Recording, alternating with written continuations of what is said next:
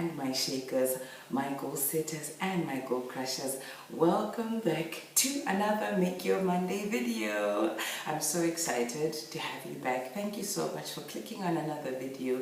Thank you for engaging with me. And if you are new here and you've come across this video and you're wondering, Monday makers, movers, shakers, yes, we are movers and we are shakers irregardless of whatever industry we are in, wherever we are in life. And we believe in this family. We have open, honest, transparent conversations which result in us being the best version of ourselves. And we do so by making our Mondays, because we believe that if we make our Mondays set the tone for the week. The weeks become lives. The weeks become months, and the months roll into the years, and the years ultimately make our lives. So we believe in improving the quality of our life by having a constructive and a constructive conversation. I don't know where my brain is at today, but yes, we believe in having a constructive conversation. So if that's something that's appealing to you, that's the kind of community you're looking for, then this is the family you want to be part of. And you are free to follow us on our social media. On Instagram, it's at make_your_Monday, and my personal account is at mufaromumba_dav. They'll be linked below and they're in the description box. So go ahead, follow us there. We've got posts, some nice content there. But yeah, without rambling too much, let's get into today's video. So as you can see, I've got two lovely guests with me today, and as per my promise, we are finally in the business segment of this video, and I'm so excited. I'm really excited to finally be filming this. If you remember, I kept saying, guys, we're going to talk about it, and the time has come for us to discuss at last. So you can tell that I'm really excited. It's a topic that I'm so passionate about, because I believe that there's so much room for us to grow. There's so much that can be done, right?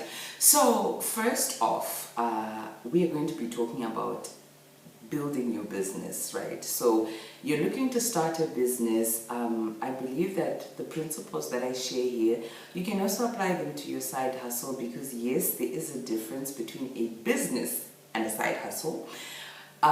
The thing being that with a business, I think let's just start from there. With a business, you are in the driver's seat, right?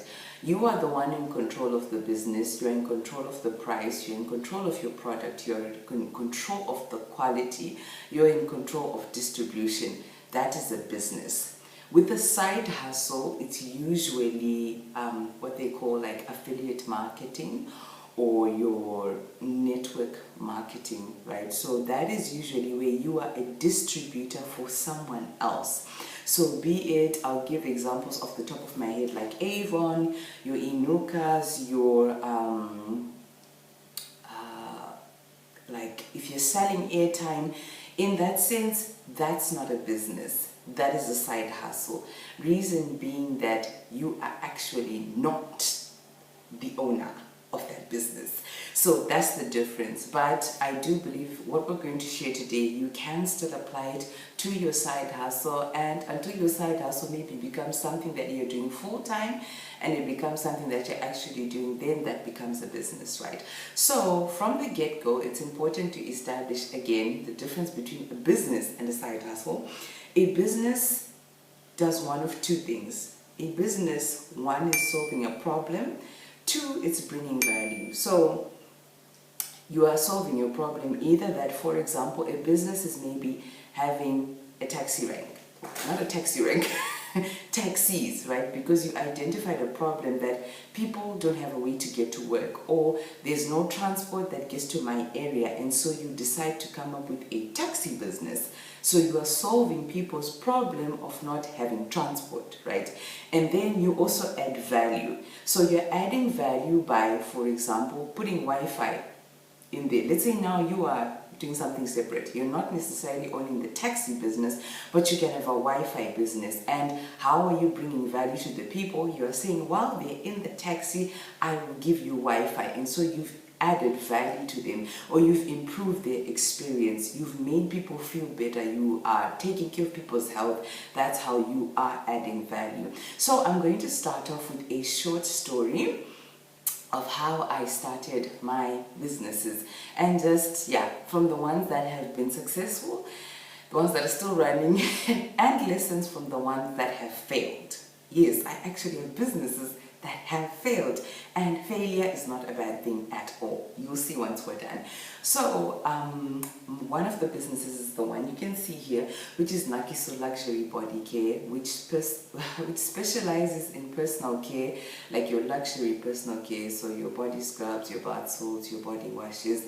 And then I have another one called Fairy Cleaners, which deals with manufacturing like household cleaning products, so it's suitable also in hospitality and in the clinical sector as well.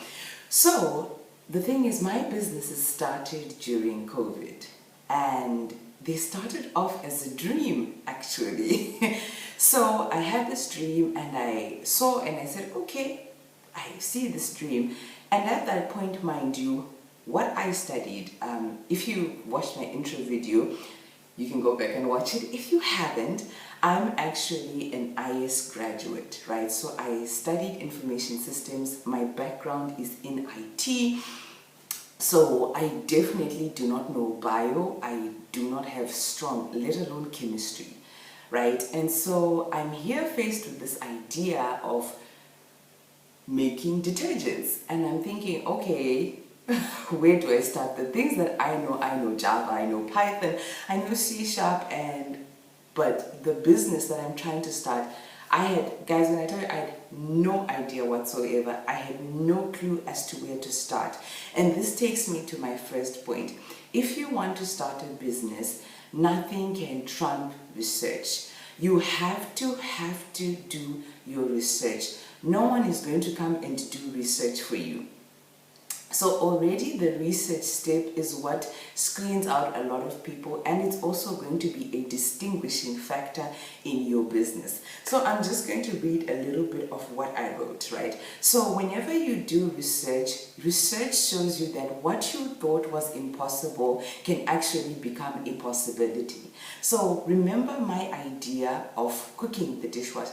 I had no idea where to start, what to do. What did I do? I went on YouTube. I started watching videos.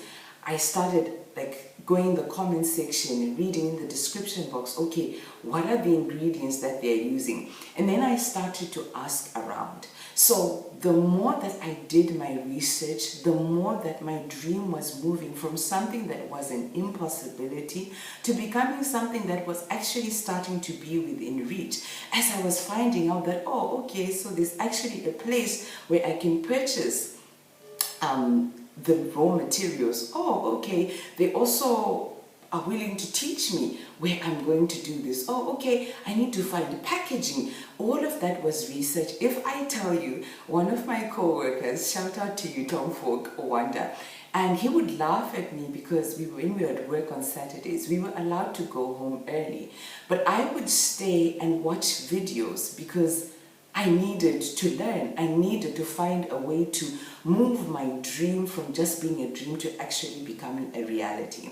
And another thing that you're going to establish when you do your research is going to open your eyes to what are the requirements, right?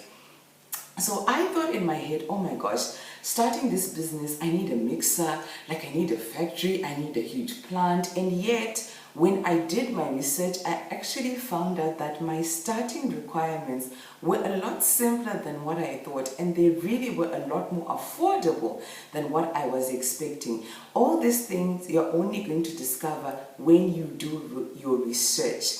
And as you're doing your research, the last point is that you will also see that what are the barriers to entry. So when you do your research, you're going to find out how easy is it for me to enter my market, or how difficult is it for me to enter my market. And usually as you're doing that, you're actually going to come across your competitors. So now you actually have someone who you can maybe go look up, you can study and actually see, oh, where does this business start? Because that's also going to show you feasibility, right? And so we're gonna unpack all those other elements a little later in the other videos, right? So your first step is research, okay? And then your second step is now you're going to establish what's the problem, right? Like I said, if you want your business to be profitable, number one, and two, successful, your business has to be solving a problem or adding value. So, you know all those skills they say, like, you need problem solving skills. Yeah, life actually requires problem solving skills. As an entrepreneur, you cannot do without problem solving skills, because your whole business journey is problem after problem after problem. Surprise. So after I've done my research, I'm seeing, oh, okay, I see I have this dream, but do people actually need dishwash? So I'm looking, I'm seeing, I've already seen my competitors. I've seen this Sunlight, I've seen this Mac, I've seen this Spotless, I've seen this Boom. I'm looking, okay, there are already quite a number of players in the industry that I want to enter. And so I started to look and see, what is the need? Do people actually need my product? So newsflash, if you're looking to start a business, people don't owe it to you to buy from you.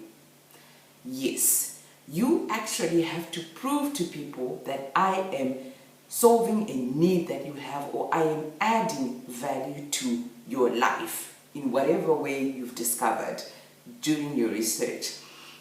So I'm thinking, I'm looking, and I'm like, okay, what is the need of my business, right?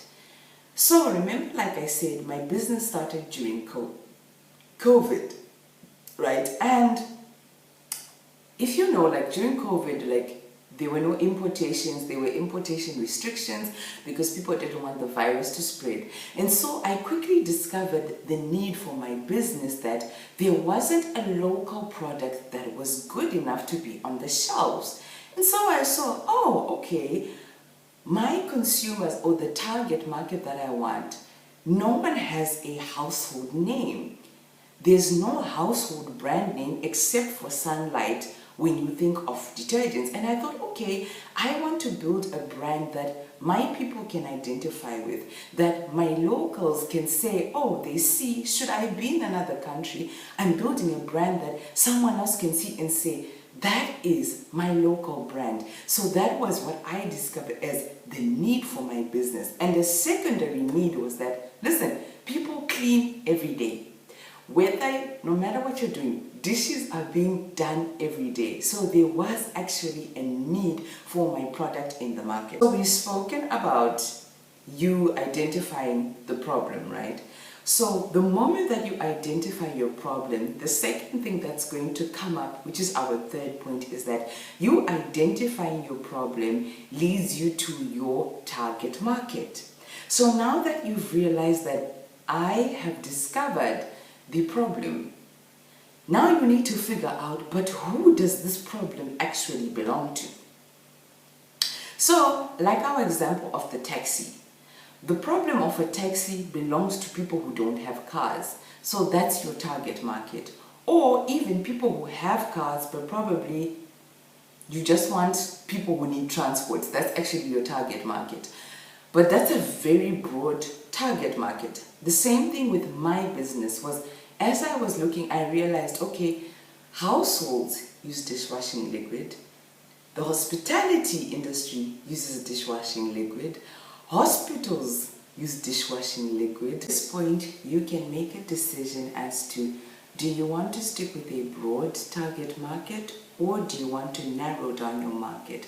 So we'll explore a bit more of this in our next video. Otherwise, from me to you, see you in our next video.